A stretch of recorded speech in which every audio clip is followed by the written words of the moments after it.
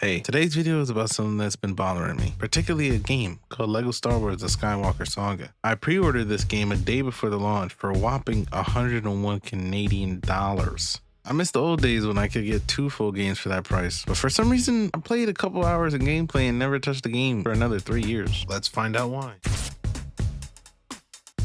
Let us start with the story. We all know the story, some better than others, just like the greatest Star Wars game ever made, the complete saga. Both games are a collection of the previous games/movies, just in an upgraded setting. I see them more as a remaster, in my opinion. Since we know the complete storyline, maybe that's the problem for me. It's already engraved in my brain. But that doesn't make sense since I absolutely adore the OG Modern Warfare games and also the God of War games, like obsessed with them. And I could play those about 1,000 times over, even if I know each piece of dialogue. Maybe it's not the story. Let's check out the gameplay. There's an obvious switch between older titles and this one, which has more diversity. For example, it's not just hold to build, one button to attack, and simply jump. Now we can move platinums in whatever way we want with the Force. There are combos that can be performed with the lightsaber and even a dedicated lightsaber throw. This game has a more complex system with an overbearing UI to navigate. I know it's simple enough for a child. This is a LEGO game after all. I think it's probably just my muscle memory. It took about an hour or two to fully be able to navigate the menus flawlessly. But if gameplay isn't the problem, maybe it's the collectibles. Okay, let's talk a little bit about these collectibles and upgrades. We're all familiar with the extras, more notably called the red bricks, but in this game, they just rebranded as data cards, which can be found on open exploration of planets. We have the stud multipliers, the funky lightsabers, randoms ones like disco, or replace characters with droids. Yes, they are still expensive, but that is normal in any LEGO game, I'll tell you that. But besides spending studs on these data cards, there's upgrades for everyone overall, and upgrades for each type of character in the game. The Jedi, the hero, the scavenger, the scoundrel, bounty hunter, villain, dark side, astromech droid, and protocol droid. Most of these are easily an afterthought and not worth the trouble, especially the class specific ones. The core ones like stud attraction and collectible detector are a massive help because purchasing these upgrades requires a new item, Kyber bricks, which can also be earned through challenges. Kyber bricks total is 1.2. Yes, you heard me right.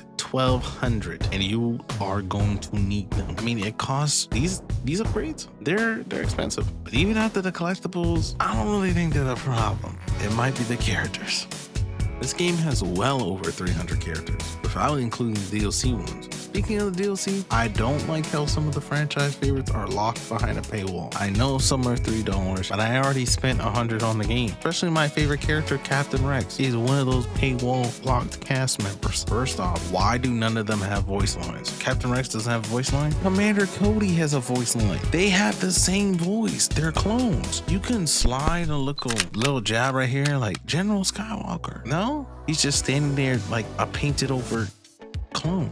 Also, why is there no young Ahsoka? And yes, we have Mando Ahsoka. Brother, I wanted young Ahsoka. You put in Captain Rex from the Clone Wars, brother. Look how long the game's been out. It's 2025 right now. No voice lines. They're behind a paywall. I'm paying to hear some dialogue. And let me tell you, these packs are kind of devious. Now, luckily, I got it on sale. I think there's 3 big packs you can get. Collection 1, Collection 2, and then Collection 1 and 2 as one. Collection 1 and 2 are both $20.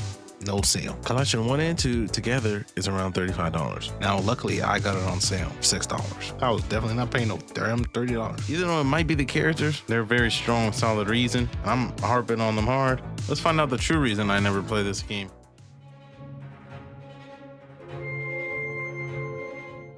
After reviewing everything, it might just be down to timing. After playing recently, I've had a blast on replaying some of these missions. Now, the collectible line, you are not finding me doing that. That's way too long, and I've been procrastinating. I'm most likely not gonna do it. But other than that, like, the game's fun. Like, don't get it twisted, it's a LEGO game. It's not the worst LEGO game, that's for sure. Could I name it off the top of my head? No. This is a would play on sale. This is a $40 game. This is not no $100 game, that's for damn sure. Thank you for anyone that stuck around to hear my thoughts, hear my rants. As always, follow my Twitch, twitch.tv/dadvoss. I know I haven't streamed in about like a month, but it's gonna happen a lot happened that was out of my control. Subscribe to the YouTube, like, comment. You can unsubscribe if you want, it's free. See y'all next video, man. Thank y'all.